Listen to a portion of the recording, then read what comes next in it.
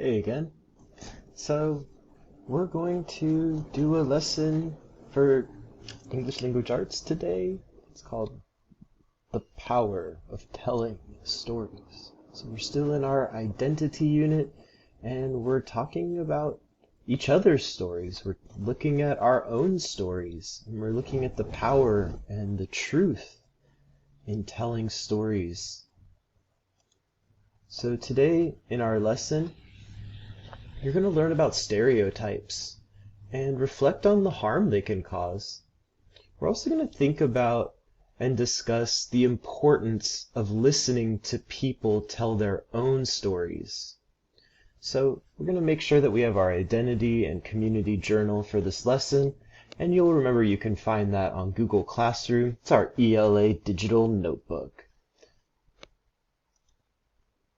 So in our last lesson, we read The Proudest Blue, and we were thinking about ways that Faiza and Azia show pride in their identity.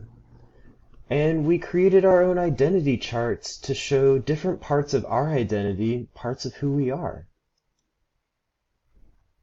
So, for a definition of stereotype, a stereotype is an overly simple, unfair, an untrue belief about a group of people. So, what are stereotypes? When we're talking about assumptions or beliefs about an entire group of people, you probably know a lot of stereotypes, but a lot of times with identity, we don't really think about what we know. We just know it because we've heard it from so many people.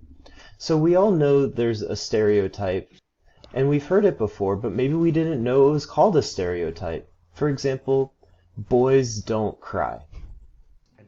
So boy, that's an identity. Being a man, or being masculine, or identifying as masculine, or identifying as male. When we say boys don't cry, that means we're saying like all boys don't cry. Or that you're not a real man, or you're not a real boy if you cry. And that's just a stereotype, and it's saying that all boys or all men have to be a certain way. And there's a lot of different stereotypes out there. You're probably already able to think of a couple right now. And it's really important not to make assumptions or judge people based on a single characteristic of their identity. So instead, what we can do is we can listen to people when they share stories about who they are, because with our identity, who we are is who we say we are. Who we are is what our story is. It's not for other people to tell us who we are. It's not for other people to make assumptions. And we can get ourselves in a lot of trouble when we make assumptions about other people, and we can really misjudge them and misunderstand them. So we listen to stories, and that's one way we can push back against these stereotypes. We can listen to people when they tell their own stories so that we're not making assumptions about them. And stories can be told in many different ways. They're told in art, dance, music, books. They're also told by what is included and what is not included. We'll talk more about that too. So it's time for a read aloud. Some people's stories are told more than others. Today, we're going to read Milo's Museum, written by Zetta Elliott. And in this story, the main character, Milo, is excited to go on a field trip to the museum with her class. Her grandpa says, "Museums hold all the things that people feel are valuable or important." He goes on to say that museums tell stories. So as we're reading, notice whose stories are being told in the museum. And then when we're done, we're going to use our identity and community journal. You can go ahead now and open it up if you want to take some notes. And the notes, as you just scroll down, because we usually scroll down. Some of us use the tabs. This would be the purple tab.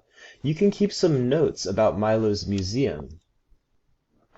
So we're going to go ahead and listen to Milo's Museum by Zetta Elliott, illustrated by Purple Wong. Hey my friends, it looks like I need to work on using this new program for recording because it did not record our video. That's okay.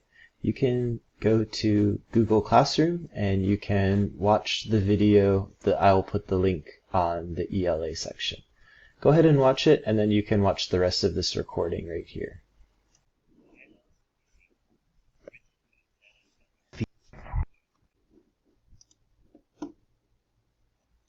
All right, that was a cool story. So we're going to take some time to do some journaling. So there's a couple of questions. What was Milo thinking and feeling? How did she respond? So thinking and feeling, and how did she respond? We're going to make sure when we're journaling we answer all three parts of the question. The next question is, when have you read or watched a story and thought to yourself, that kid is like me? When have you felt represented? So this is going to be in your identity and community journal, and you'll see it in the power of telling stories. If you scroll down in the read aloud section, you'll see that you have some space for you to be able to answer this question. And you have the rest of the period until we come back to answer the question, and I'll be checking them and giving you all some feedback. So good luck, folks.